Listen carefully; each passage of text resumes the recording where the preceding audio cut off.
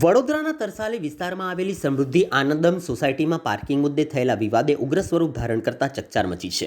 મળતી માહિતી મુજબ વિવેક પરમારે નીરવ પટેલ પર 4 થી 5 ચાકુના ઘા મારી હુમલો કર્યો. હુમલા બાદ આરોપી સ્થળ પરથી ફરાર થઈ ગયો હતો. ઇજાગ્રસ્ત નીરવ પટેલને તાત્કાલિક સારવાર માટે વડોદરાની સયાજી હોસ્પિટલમાં ખસેડવામાં આવ્યો છે.